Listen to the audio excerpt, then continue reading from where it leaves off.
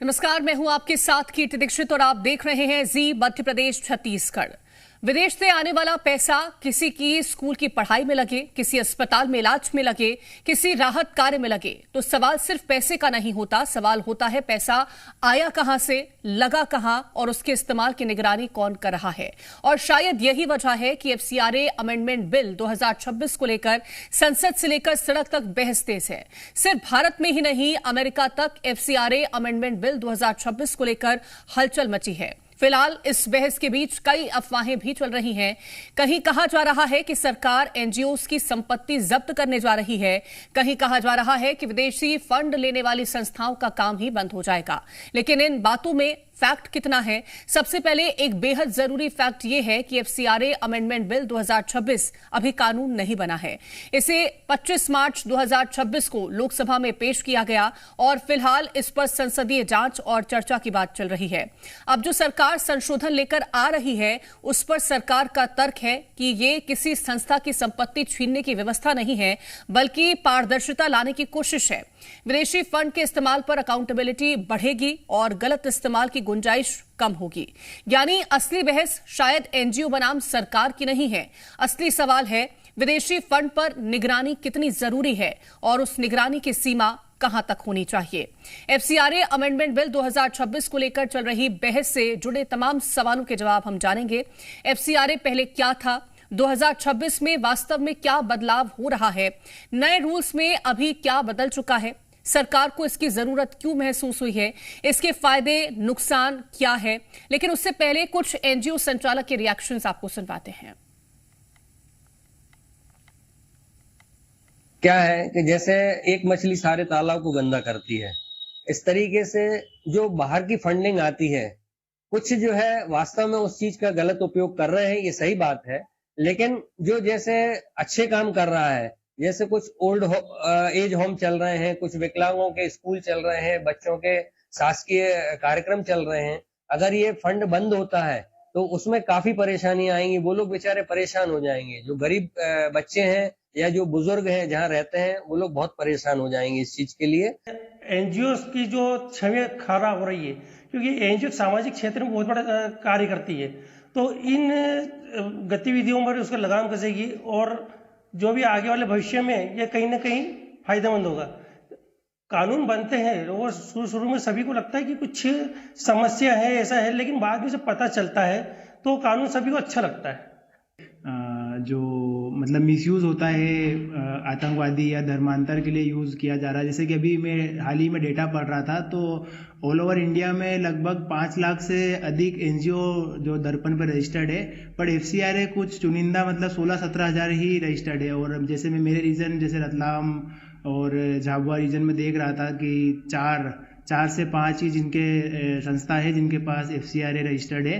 तो ऐसा देखा जाता है कि वो एफसीआरए जो फंडिंग है वो धर्मांतर या फिर कुछ देश विरोधी गतिविधियों में यूटिलाइज होता है। तो एफसीआरए कानून बहुत अच्छा है मेरे हिसाब से, और ये होना भी चाहिए, क्योंकि अगर आप जेन्युइन हो, आप सही हो, तो आपको ट्रांसपेरेंसी रखने में कोई दिक्कत नहीं होनी चाहिए। अभी तक होता क्या है कि पर्टिकुलरली कोई फंड आता था तो पर्टिकुलर वर्ग कम्युनिटी के लिए उसको उपयुक्त होता था, पर अभी जो एक्शन लिया ये काफ़ी समय पहले ही इसका एक्शन हो जाना था। आज हमको विभिन्न प्रकार की जो योजनाएं निकालनी पड़ रही है, वो योजनाओं निकालने की हमको जरूरत नहीं पड़ती। गवर्नमेंट को एफसीआरए का एक अलग से डिपार्टमेंट क्रिएट करना चाहिए।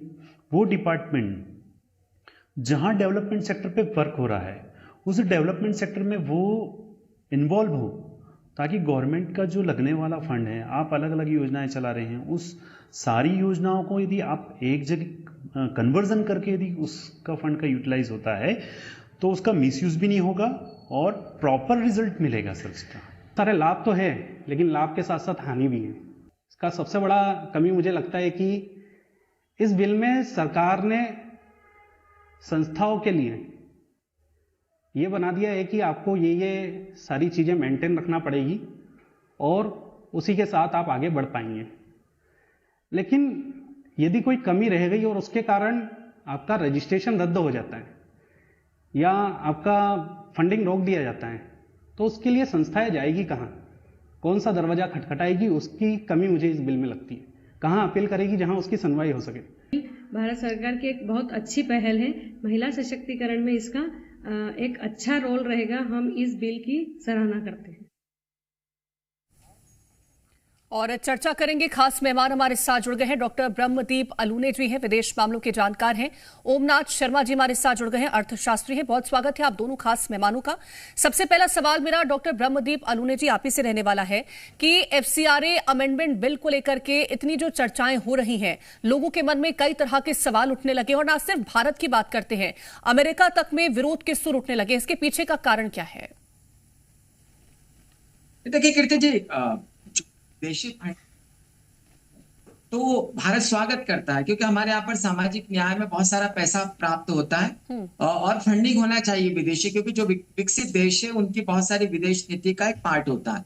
लेकिन किसी भी देश का अधिकार होता है कि जो विदेशी फंड है उसका उपयोग कहाँ पर हो रहा है, क्या वो जन कल्याण के कामों में हो रहा है, क्या वो शिक्षा में हो रहा है, क्या वो स्वास्थ्य में हो रहा है, क्या उससे लोगों की बेहतरी हो रही है, ये किसी भी देश का जानने का अधिकार है। और यदि ये नहीं हो रहा है, कहीं पर ऐसा संशय होता है कि उस विदेशी फंड का दुरुपयोग हो रहा है, तो किसी भी जिम्मेदार सरकार का यह कर्तव्य होता है कि उस पर रोक लगाए और कम से कम ये सुनिश्चित करे कि देश की सुरक्षा व्यवस्था के साथ खिलवाड़ नहीं हो। देखिए यह कानून अब बन रहा है, लेकिन यह कानून तो बहुत पुराना है, जिसमें बाकायदा गृह मंत्रालय को जवाबदेही थी 1976 से कि गृह मंत्रालय वो जो NGO काम करते हैं उस पर नजर रखे।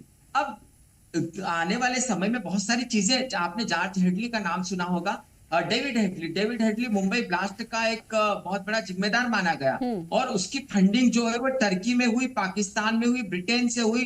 तो डेविड हेडली अभी भी जेल में।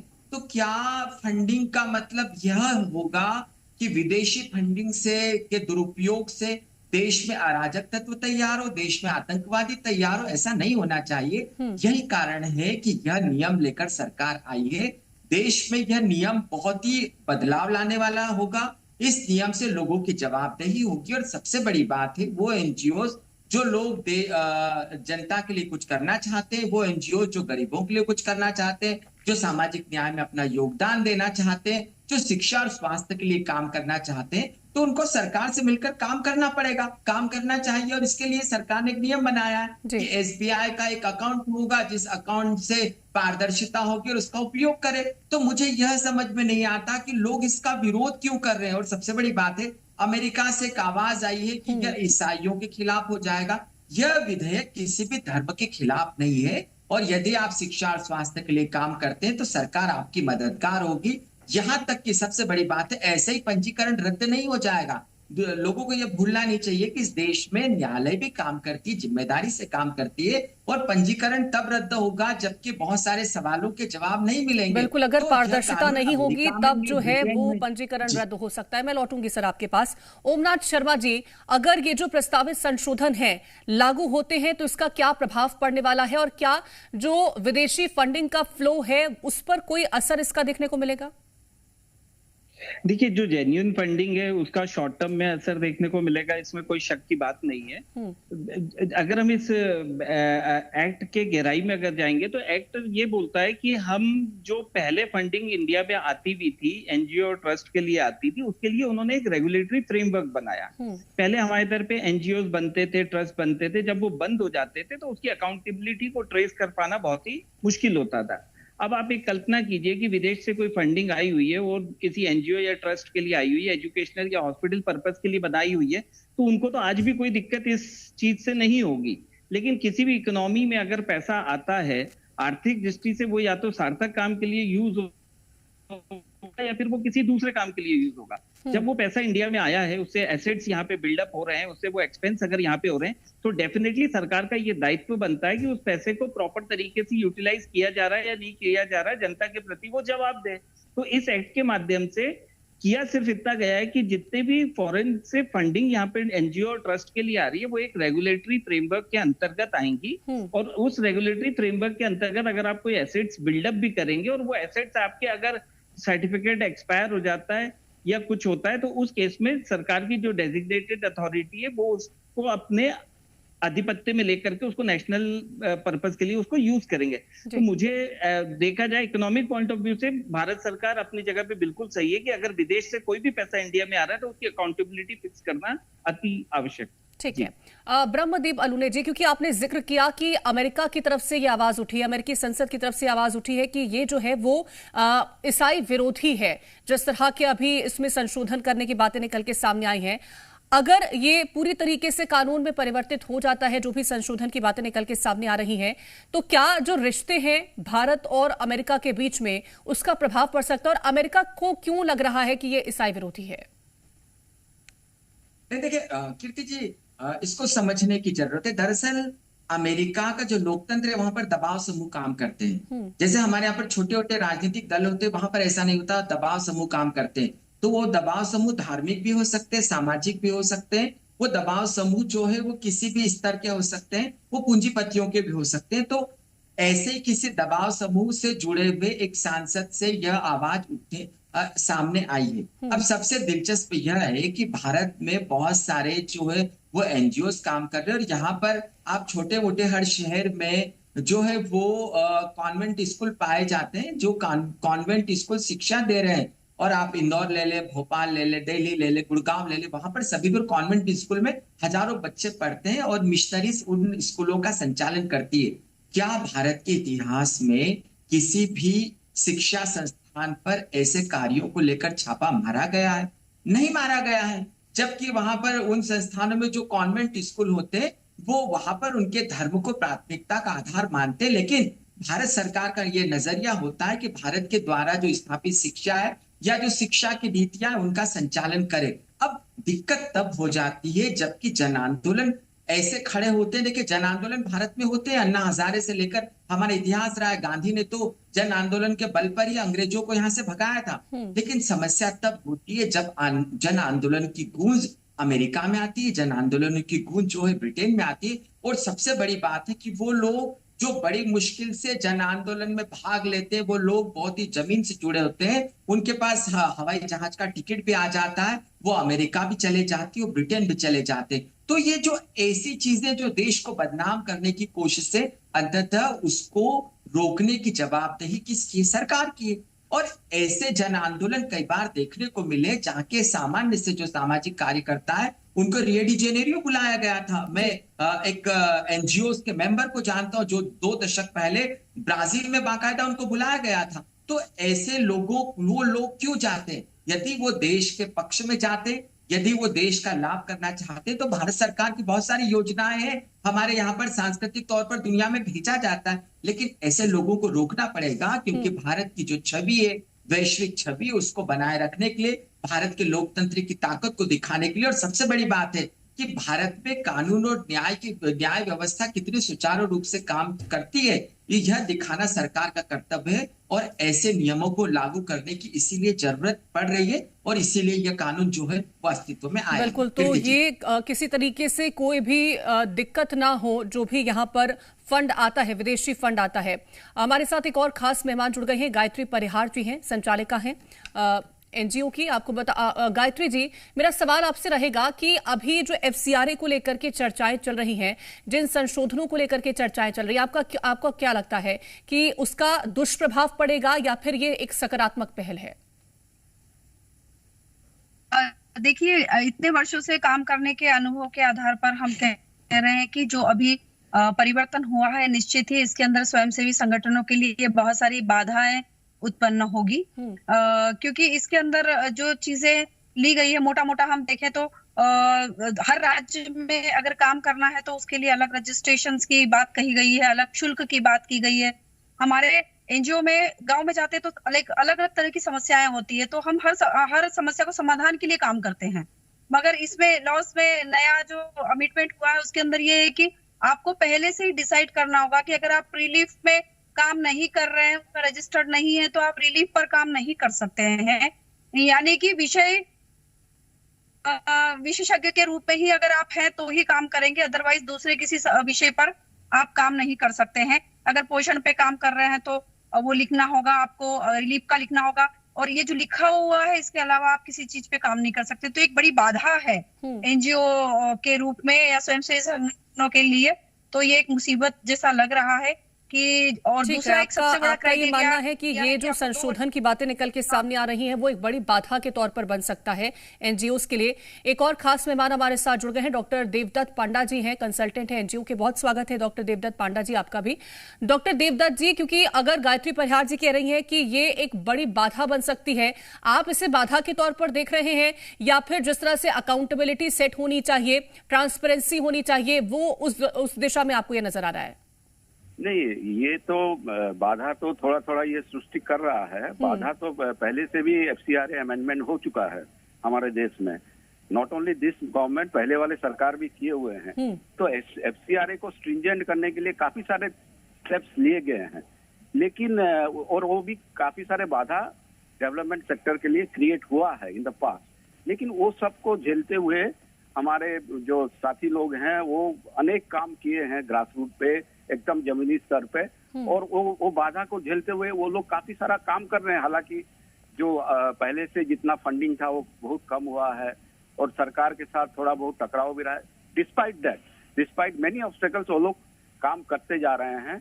लेकिन ये जो रिसेंट जो अमेंडमेंट जो लाया गया है सरकार की ओर से, वो बड़ा ही फार रीचिंग है, जिसको कि बोला जाएगा कि आप बोलेंगे कि बड़ा ही रिवोल्यूशनरी काइंड ऑफ थिंग है, मतलब डायमेट्रिकली अलग चीज है। वो ये कह रहे हैं, सरकार ये कह रही है कि in case an NGO loses it's मतलब लाइसेंस, उनका जो लाइसेंस रद्द हो गया या कोई भी कठिनाई की वजह से वो लाइसेंस और आगे और नहीं बढ़ा एफसीआरए, तो उसके जो सारे जो एसेट्स हैं वो एक बॉडी में वो चला जाएगा, नंबर 1। नंबर 2, जो भी फंड्स उसमें बाकी होंगे वो कंसोलिडेटेड फंड ऑफ इंडिया में चले जाएगा।